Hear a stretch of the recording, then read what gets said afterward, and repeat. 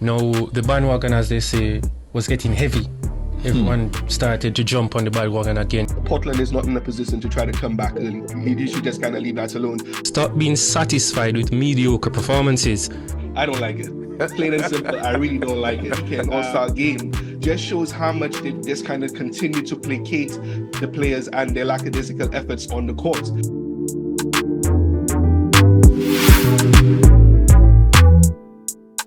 You really sparked my interest, and I'm sure that of many others. Alister, Albert, thank you very much.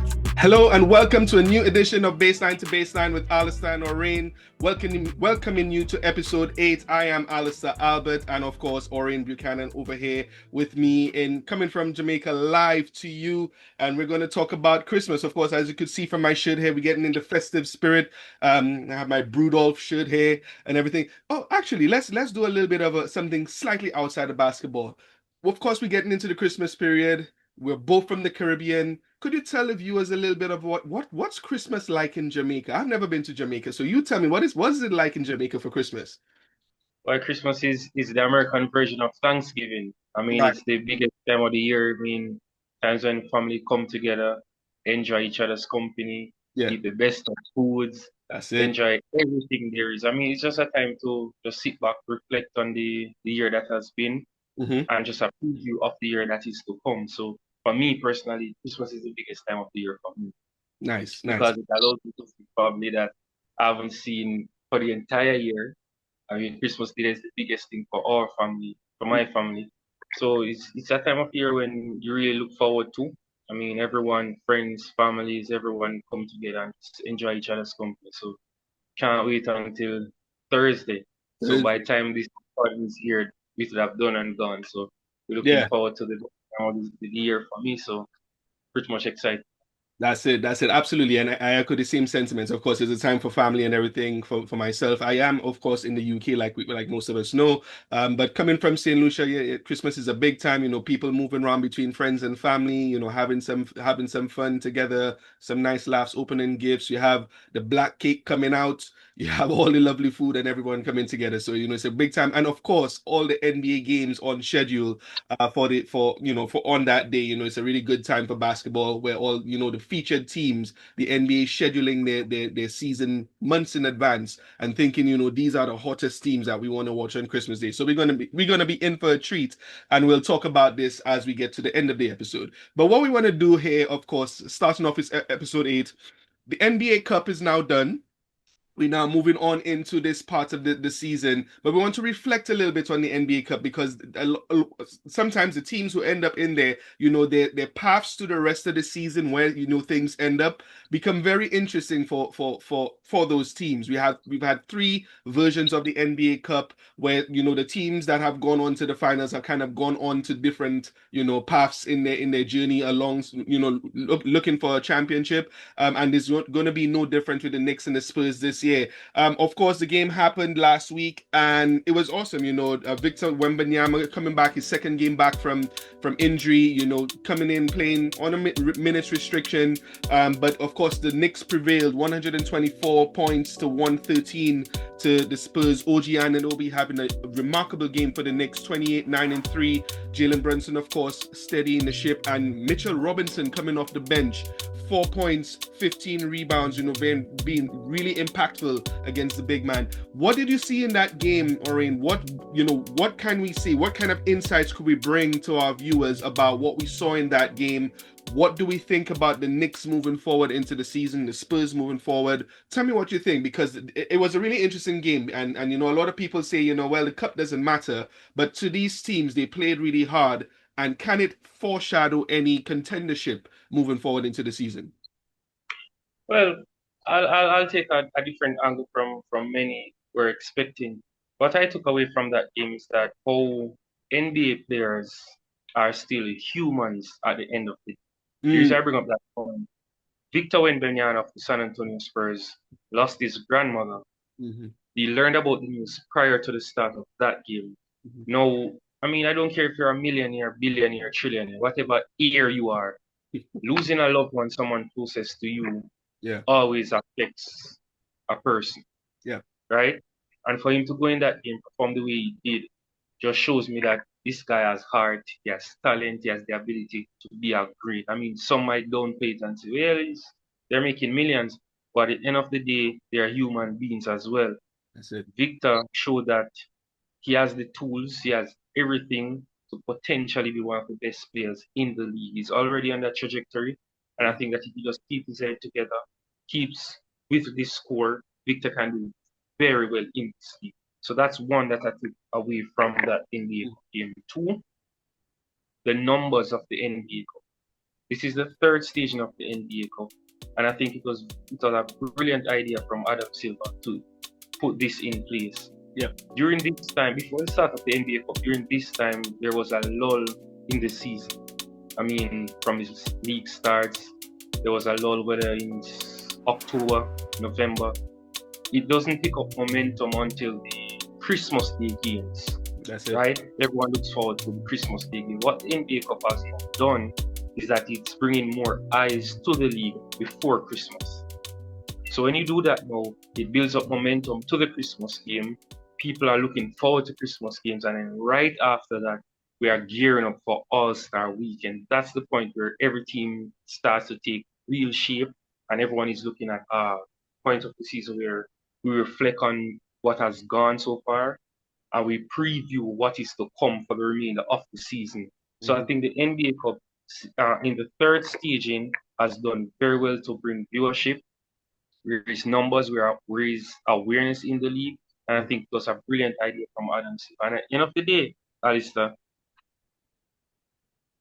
extra funds, because the rookies, and you saw from the New York Knicks, the money that the rookies or the young players are getting from this NBA Cup Mhm.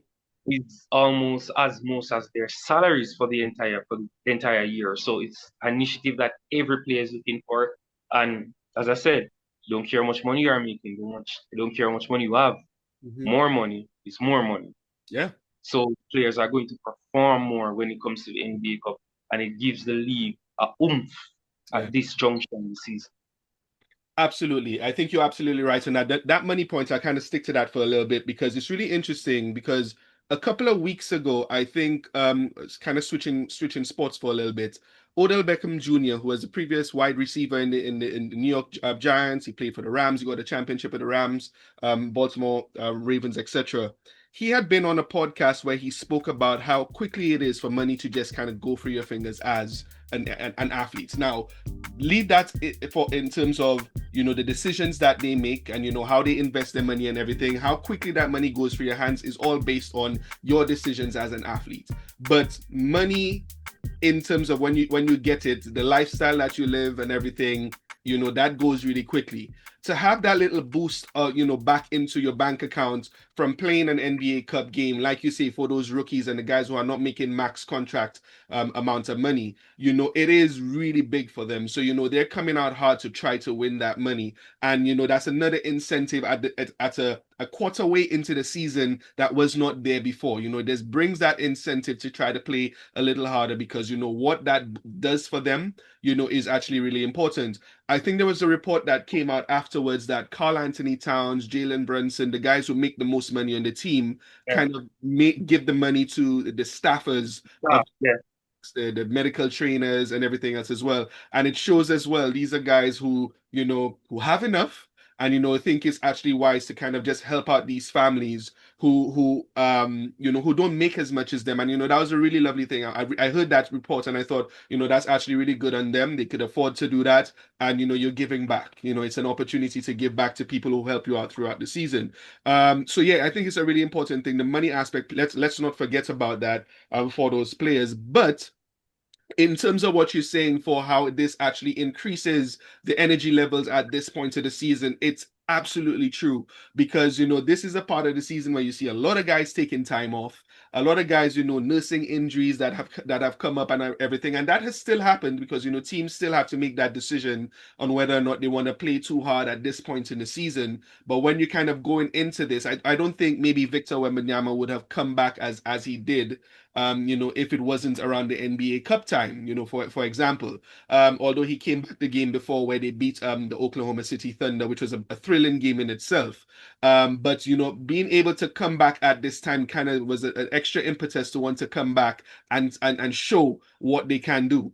Now, on to the game itself. Like you said, these guys are human. And Victor Wembanyama, you could see at different points during the game how, subdued he was. People were thinking, you see fan comments on some of the social media posts when they say, like, maybe he was meditating. They didn't know what was going on until, of course, after when he said what had happened and his grandmother passing away. But you could see something was a little bit off with him, during that game. And it kind of shows why, him coming out with 18 points, six rebounds, and two blocks are way below his season averages. And you know what this guy could do if he's starting and kind of putting in the minutes once healthy.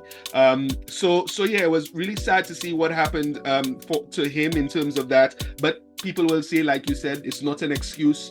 These guys were on the court. A lot of them say, when they're on the court, it's their sanctuary. They put everything ahead, but they're still human. These things kind of, linger with them in that sort of way. So biggest respects to him for coming out and playing as hard as he did to try to will that team to a win. But it's by no means a small feat them getting to the NBA Cup final, because this is a team in transition trying to get back to the Greg Popovich, Tim Duncan days of winning things, and to be able to show that they could get to this point. We had an episode earlier on in the season where we said they started off 5-0, best start to the franchise and everything. So it shows they're on that right trajectory to continue to improve their standings and everything moving forward. So that was the NBA Cup. The Knicks won. The next question I have for you, which was really interesting, I don't know if you heard this conversation. Something came up on ESPN after the game where people were up in arms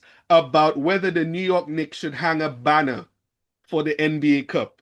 And I think it came out later on that, they say that they made the decision that they will not be hanging a banner and everything. What was your thoughts on that? Because I thought that was very interesting, a conversation. And, it's all about the NBA finals. This is the bigger thing. But what did you think about celebrating the NBA Cup and hanging a banner? Well, I mean, a franchise as stories as the New York Knicks. Before I even touch that point, did the Lakers and the OKC Thunder raise banner when they won the NBA Cup? That's a good question.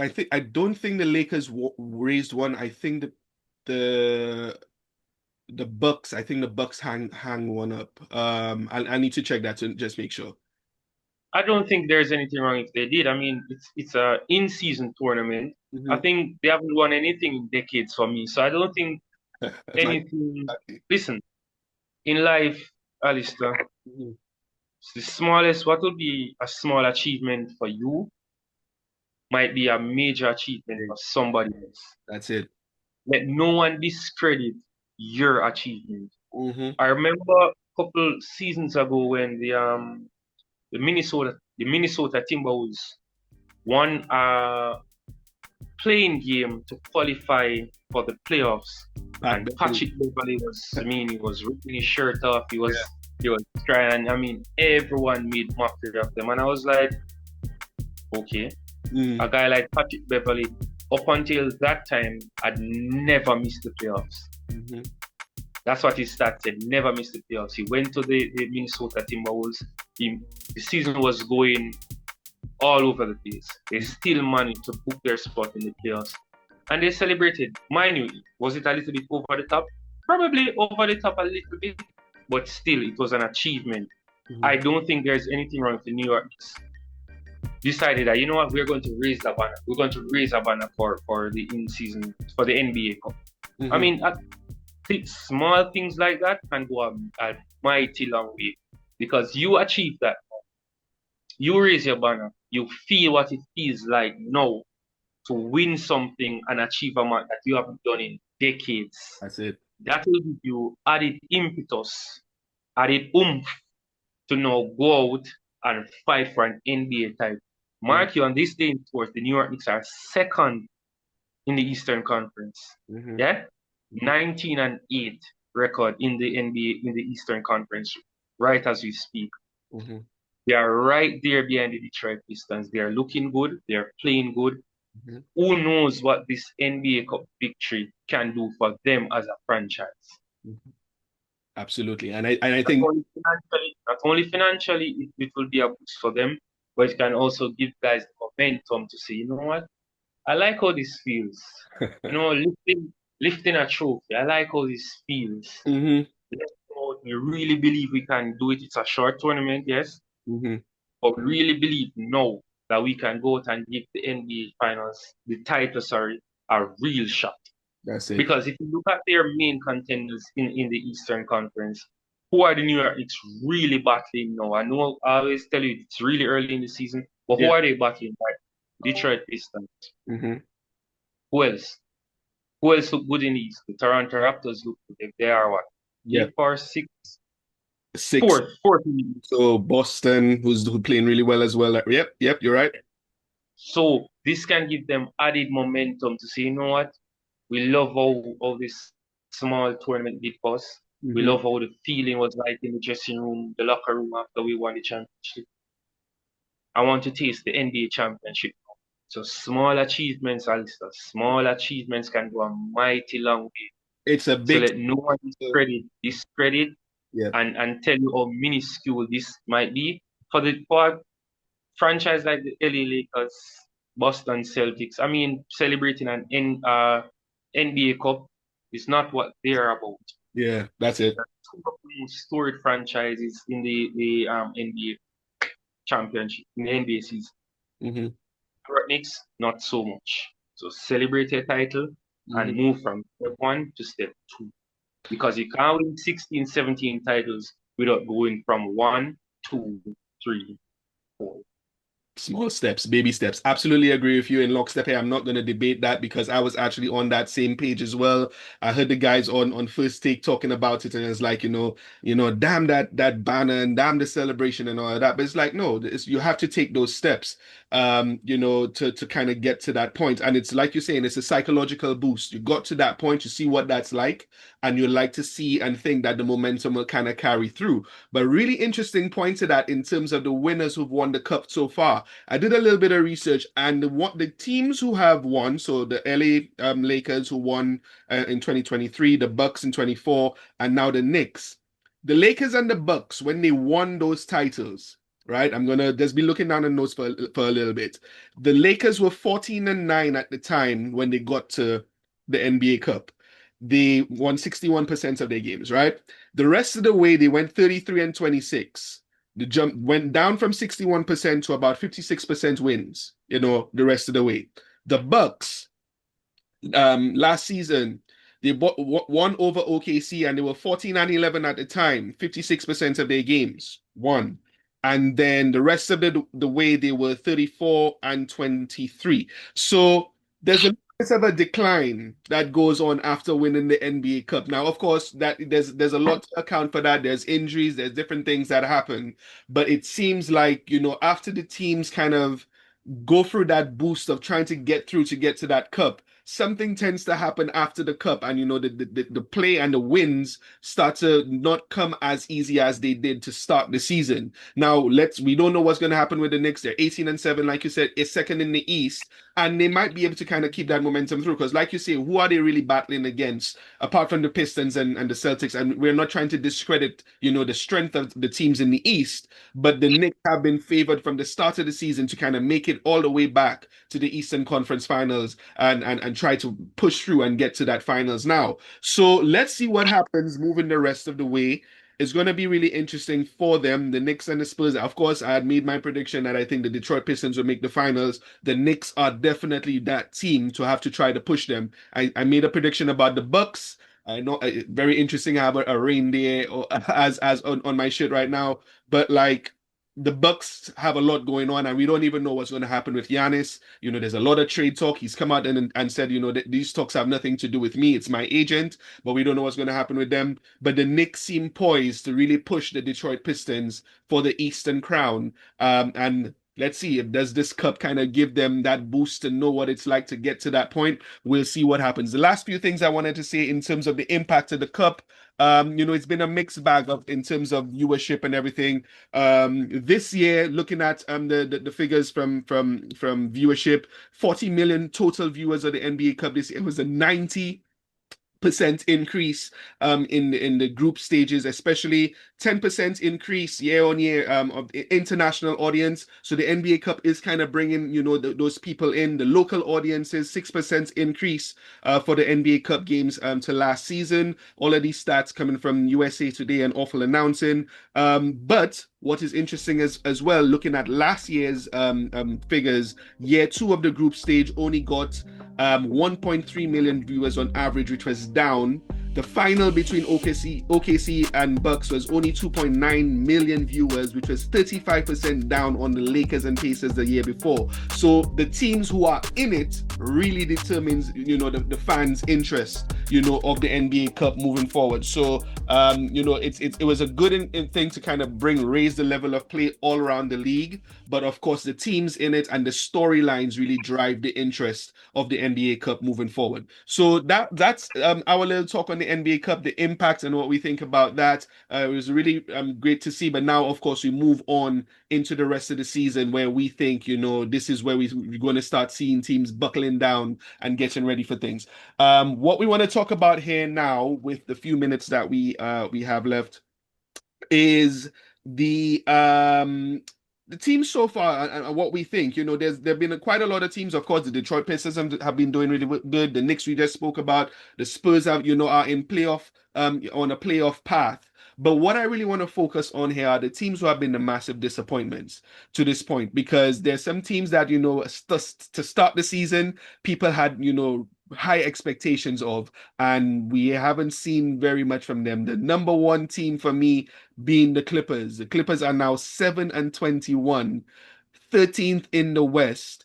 I had them third on my power rankings to start this season, and they have disappointed horribly. We have, of course, all of the Chris Paul stuff that happened and everything. Which teams for you has kind of really stood out to this point, and you think really need a turnaround, from the Christmas period onwards, from your vantage point so far? For me, the biggest disappointment in the league thus far are the Memphis Grizzlies. Okay. Memphis Grizzlies, 9th in the West, 13-15 record. Not only are they playing poor, Mm-hmm. they did 2 moves that I wasn't entirely pleased about. Okay. Trading away Desmond Bain to Orlando Magic and not replacing him with a suitable player to fit his role. That's one. 2, the treatment of number 12. I don't know what's happening. And when I say number 12, for those who listening, for those who don't know, that's Ja Morant, franchise.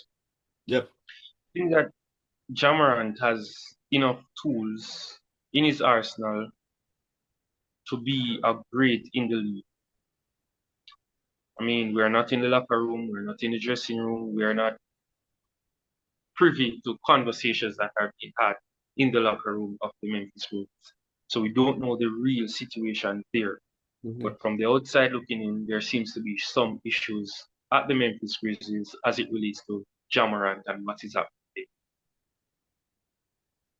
Based on his season thus far leading up to this year, I think the Grizzlies should have surrounded Morant with a lot more players to really give a push at creating some noise in the Western Conference.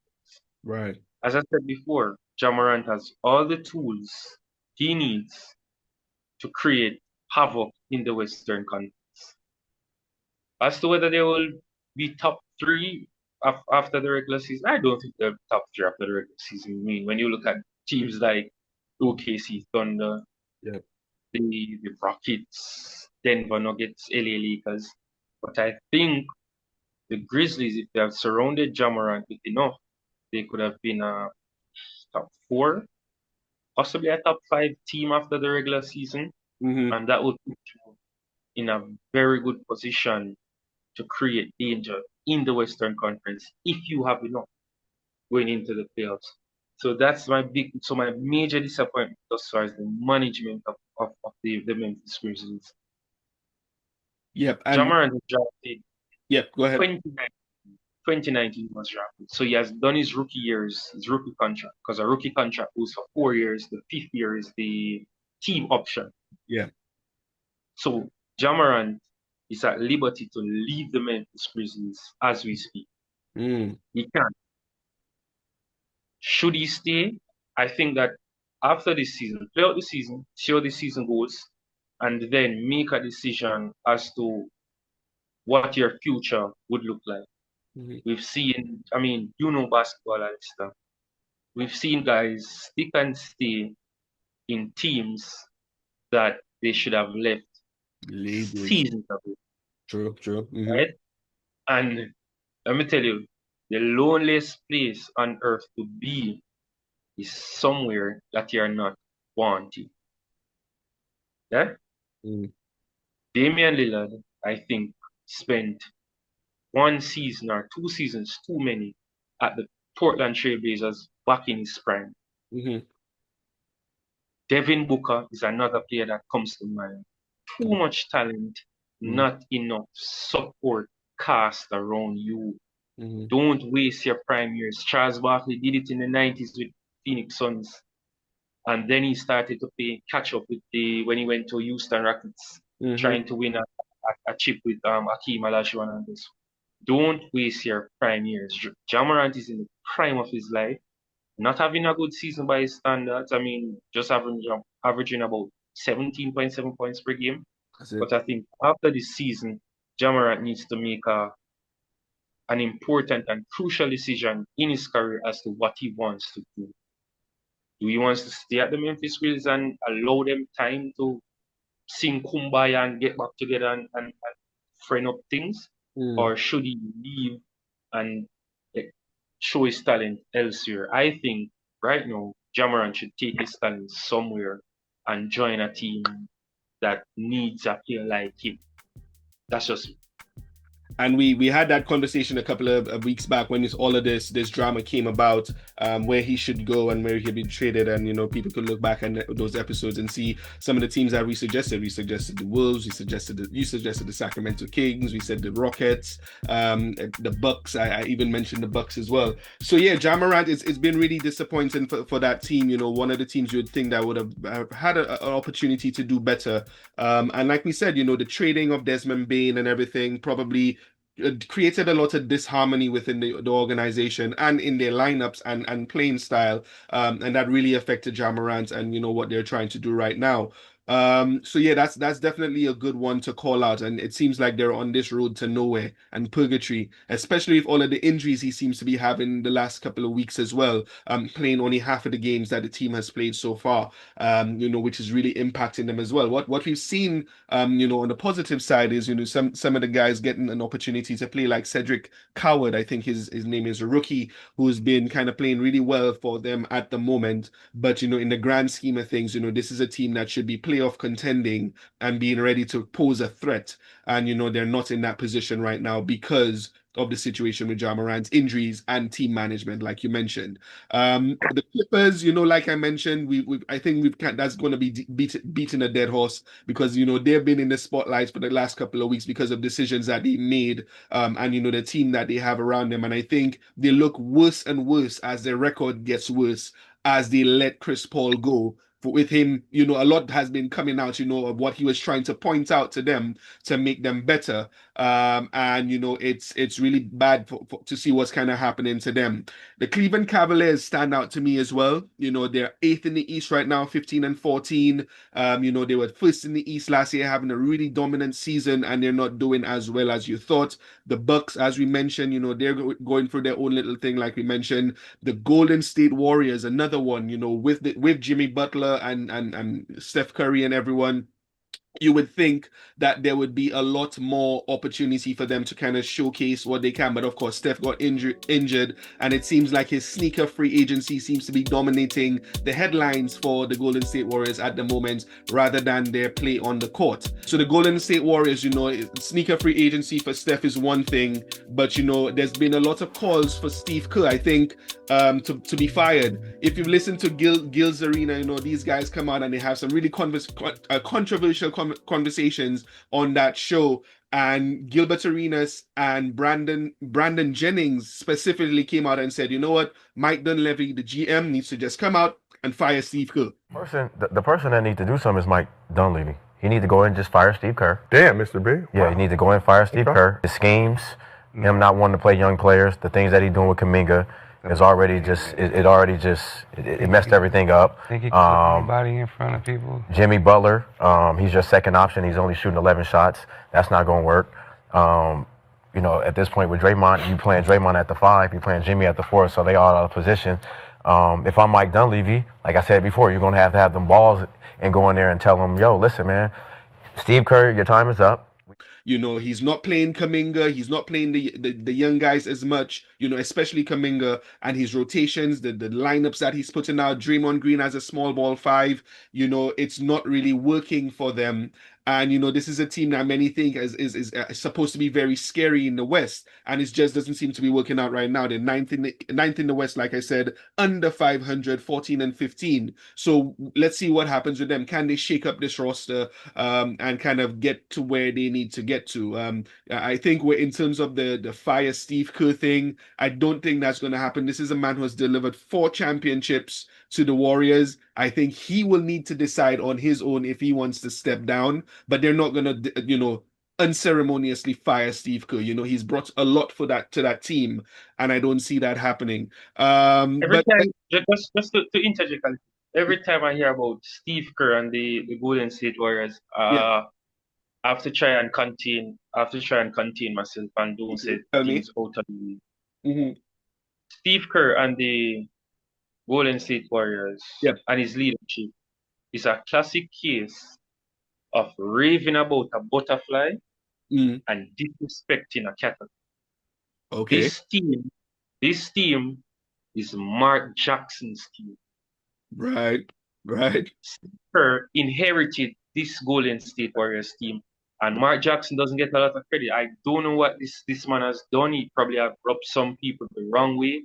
But this guy, Mark Jackson, created what we are seeing now as the Golden State Warriors, and he doesn't get mentioned at all in the dynasty of Golden State Warriors.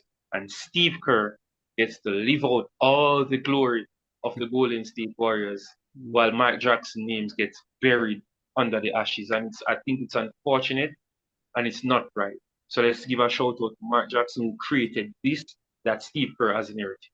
No, you're right, because before we came on, I was thinking about the teams and I was thinking about the Golden State Warriors, and I was like, yeah, Steve Kerr did inherit what this guy had put in place with Klay. Of course, Klay Thompson is no longer on that team, but the vision of what that team was and what it became was started by Mark Jackson. And Steve Kerr was able to come in, and of course, let's give him his hat, his props as well. Came in with his championship pedigree as a player, with the Bulls and the Spurs, and kind of brought in some stability. I think that they needed. Coming from all of the flux that the Golden State Warriors as a franchise had before that to everything. But you're absolutely right. Mark Jackson is the creator of what this team had become. And Steve Kerr, I suppose, guided them to where Mark Jackson wasn't able to do. So you're right about that. There's a lot of passionate Warrior fans who definitely agree with you on that for sure. So yeah, there are these teams that that really do need to this jolt, and sometimes teams need to spend a little bit of time with their family. The Christmas period is here for that, of course. And they'll get that energy and that energy that they need to kind of go into the season. A lot of teams, as soon as the calendar flips to the new year, they kind of turn things around and etc. So let's see what happens with these teams that we've called out The Clippers, the Cavs, the Memphis Grizzlies, Bucks, Warriors, Dallas Mavericks as well. But Dallas, of course, they were on a trajectory downwards with this whole Nico Harrison thing. But anyway, let's see what happens. So there you have it. This is our episode here for episode 8. Very interesting conversation about the NBA Cup, what we thought about the television ratings, how it impacts the NBA, and of course the teams that we would like to call out, as disappointment so far this season. But as we move forward, of course, Christmas is coming up next week, Thursday. We have some really awesome games coming up. The Knicks and the Cavs to start off the Christmas slate. Spurs and OKC. We saw what that matchup was just before the NBA Cup, and Chet Holmgren and Wembanyama going against each other on a really national television, really big day. Mavericks and Warriors. We're just speaking about the Rockets and the Lakers, and then the Wolves and the Nuggets. It's a really good slate of games coming up that everyone is going to be looking forward to seeing, and it kind of sets what's going to happen for the rest of the time. And you have one more thing to say before we wrap. Yeah. Lakers game might be the last time we see Kevin Durant versus LeBron James on a Christmas Day show. Okay. That game is special. That's probably the one to watch. That is the game I want to see the most out of the whole. For sure. But Spurs and OKC, Rockets and Lakers, and Wolves and Nuggets are definitely the ones I am into. Mavs and Warriors, they probably should have. It is what it is. They were on the schedule. But these are the games that are definitely going to capture everyone's attention moving on into Christmas. So, Orane, thank you for this. That's a big thing right there. Can we imagine LeBron James actually, does he play next season? Is he going to be on the slate, for the Christmas games? We don't know what's going to happen with that. But, as a prime time matchup, I think you're right. This could be what might be the last. We've seen two greats playing against each other, battling it out. So, episode 8 of Baseline to Baseline with Alister and Orane coming to an end right here. But of course, we'd like to just get you into the Christmas, safely. We wish you a really good time with your family, and we'll see you on the other side of that. We're going to see what the Christmas games are, and we'll talk about that in episode 9 moving forward. So Orane, go on, enjoy your Christmas break, and we shall catch up soon after this, and we'll talk about it all. All right, so catch up later. Sir. All right, see you later. Merry Christmas, Saint Lucian style. It's the only place I know where people celebrate so devout the Holy Child.